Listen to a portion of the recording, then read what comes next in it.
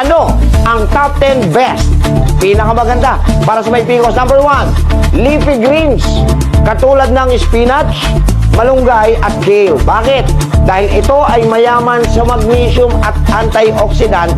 Hoy, magnesium at antioxidant na tumutulong para mabalanse ang hormone at matanggal ang pamamaga.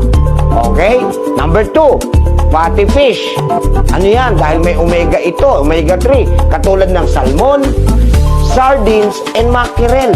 Bakit? Dahil yung omega 3 fatty acids nila, nire-reduce nito yung androgen level at ini-improve ang insulin sensitivity. Ang galing, ano? Number 3, berries. Pili ka, maraming berries. Blueberries, strawberries, raspberry, wag lang berry-berry kasi sakit din yun. Okay? Bakit? Itong mga berries na to ay may mababang glycemic.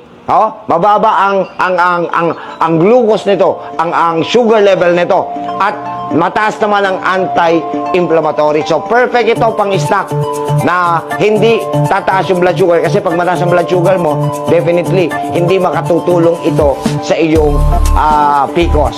Number 4, whole grains. Ano yung whole grains? Katulad ng quinoa. Ano yung quinoa? Oats, brown rice. Mataas kasi ang fiber content nito, kaya mas pinabababa niya. Hindi bumibilis yung pag-angat ng sugar. Nakakatulong din itong whole grains na binanggit ko, yung oats at brown rice. Nakakatulong ito para wag tumimbang o weight management. Tandaan nyo, pag may PCOS, prone po kayo sa pag-gain ng weight. Alright? Number 5, nuts and seeds. Wow! Ano? Katulad ng katulad ng ito, game ha. Number 1, almond. Takong galing niya. Number 2, chia seeds. Number 3, flax seeds. And pumpkin seeds. Ano yung pumpkin seeds sa Tagalog? Buto ng kalabasa.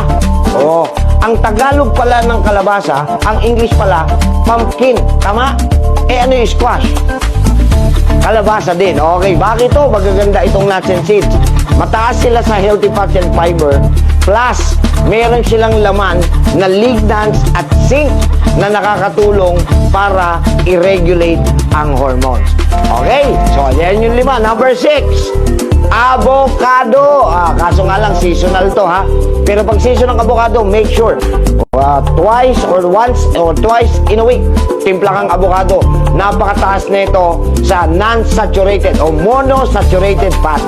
Monosaturated fats para sa hormone production and insulin balance. Okay, number 7, green tea. Bakit? Kasi meron siyang laman na catechins. Ano yung catechins? Antioxidant din. Para maiwasan ang pamamaga, makakatulong din ito para mag-metabolize. So, pag maganda metabolismo mo, syempre, hindi ka magigain ng weight. Number 8, eggs. Sa Tagalog, eglog. Itlog. Complete ang protein source nito. At meron tong laman na kulin na very good for hormone production. Bakit? Kasi nga ang PCOS, nagiging irregular na yung hormone mo Diba? Meron tayong hormonal imbalance. So ito, pati yung hormone production, nire-regulate niya. Number 9, legumes. Ano yung legumes na yan, Dok? Katulad ng lentils, beans, at chickpeas. Bakit?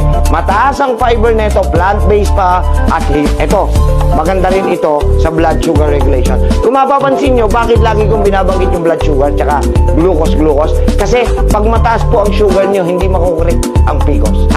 And last but not the least, number 10, cinnamon. Bakit ito? May potential ito to improve insulin sensitivity at i-regulate ang menstrual cycle. May pag-aaral yan. Pwedeng ihalo ang cinnamon sa oatmeal o kaya sa tsaa.